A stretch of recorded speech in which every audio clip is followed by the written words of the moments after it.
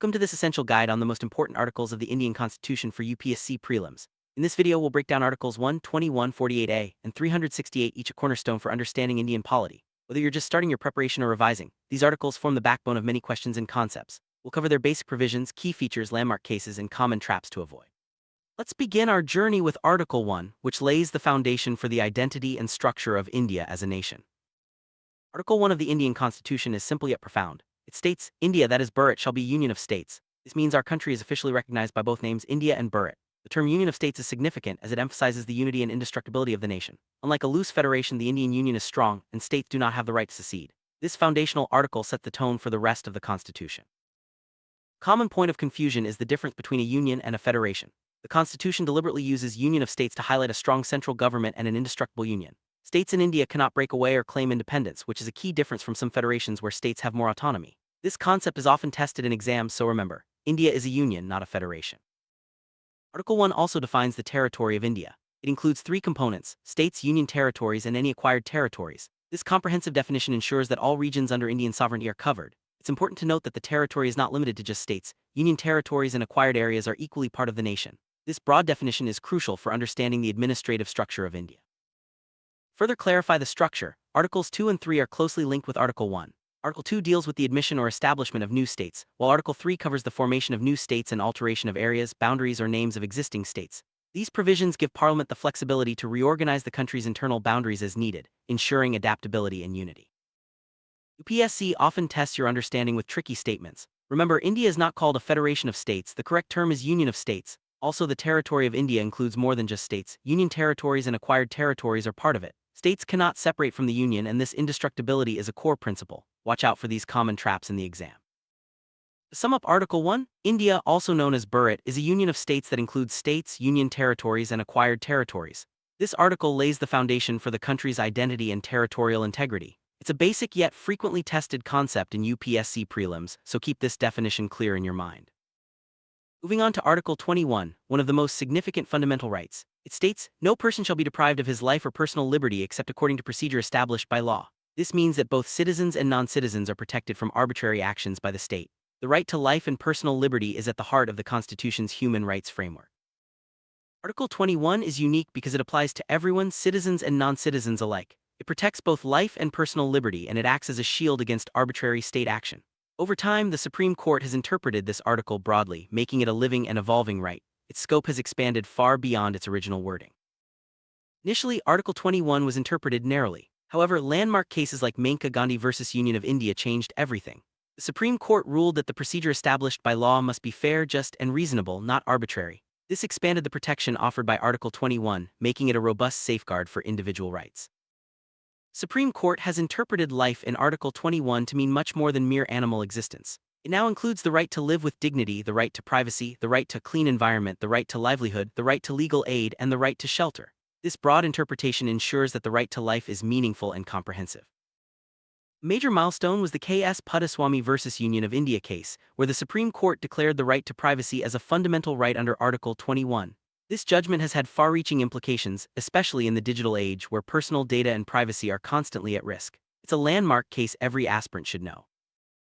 Classic UPSC trap is the difference between procedure established by law and due process of law. The former means following the law as passed by the legislature, while the latter requires the law itself to be fair and reasonable. India originally followed the first, but the Supreme Court's expanded interpretation now closely resembles due process, ensuring greater protection for individuals. For UPSC, remember that Article 21 deals with the right to life and personal liberty. It is not limited to citizens, includes the right to privacy, and is not just about physical survival. The scope is much broader, covering dignity and other essential rights. These distinctions are often tested in statement-based questions. Don't fall for these traps. Article 21 is not limited to animal existence. It's not only for citizens, and it is no longer interpreted narrowly. The Supreme Court's broad approach means that the right to life is dynamic and all-encompassing. Always keep this expanded interpretation in mind during your preparation.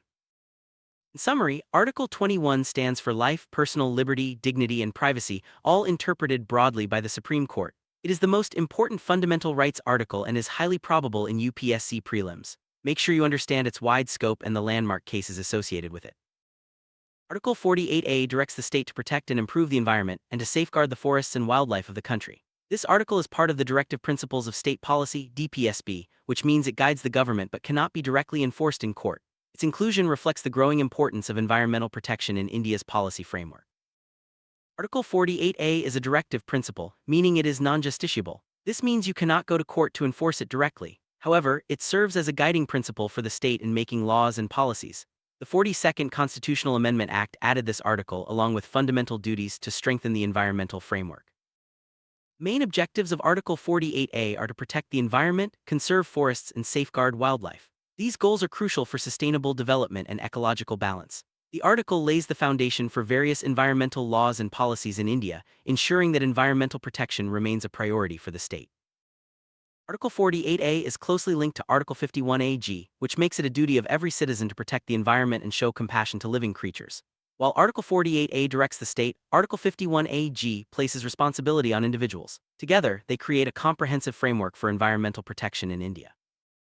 Article 48A forms the basis for many environmental laws, policies, and regulations in India. It also helps courts expand the right to a clean environment under Article 21. This synergy between fundamental rights and directive principles strengthens India's commitment to environmental protection. For UPSC, remember that Article 48A deals with the protection of the environment. It is part of the DPSB, not fundamental rights, and was added by the 42nd Amendment. These facts are frequently tested, so keep them at your fingertips during revision.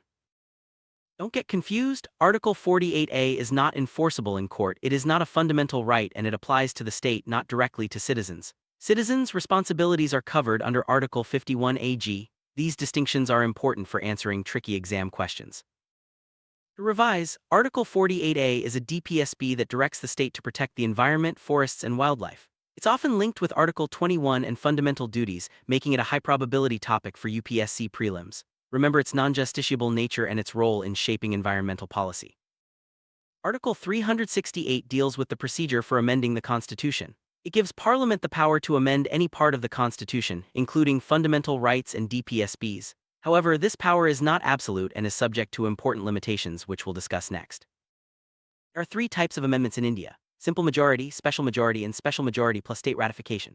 Simple majority amendments are not strictly under Article 368 and usually deal with less critical matters like citizenship or state formation. Special majority is required for most constitutional amendments, while some federal provisions need both special majority and approval from half the states.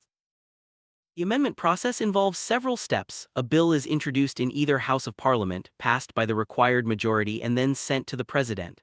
The President must give assent and cannot veto the amendment. This ensures that the process is democratic and transparent. Parliament's power to amend the Constitution is limited by the Basic Structure Doctrine. This means that certain core features, like the supremacy of the Constitution, democracy, federalism, judicial review, and secularism, cannot be altered. The landmark Kesavananda Bharati case established this principle, ensuring that the Constitution's fundamental identity remains intact. The basic structure of the Constitution includes essential principles like the supremacy of the Constitution, democracy, federalism, judicial review, and secularism.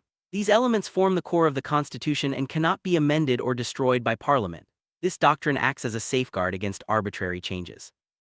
For UPSC, remember that Article 368 deals with the amendment procedure. Parliament cannot amend the entire Constitution if it affects the basic structure. The President cannot veto amendments, and not all amendments require state ratification. Special majority is a must for most amendments. These points are frequently tested in exams. Avoid these traps. The President has no veto over constitutional amendments. Not all amendments need state ratification, and Parliament's power is limited by the basic structure. These are common pitfalls in statement-based questions, so keep them in mind during your preparation. To sum up, Article 368 gives Parliament the power to amend the Constitution, but this power is limited by the Basic Structure Doctrine. It's a core polity concept and is frequently asked in UPSC prelims. Make sure you understand the amendment process, types of majority, and the significance of the basic structure. You've covered the most important constitutional articles for UPSC prelims: Article 1, Union of States; Article 21, Right to Life; Article 48A, Environmental Protection; and Article 368, Amendment Procedure. Focus on their basic provisions, key features, landmark cases, and common traps. With these concepts clear, you'll be well prepared to tackle polity questions in the exam. Good luck with your preparation.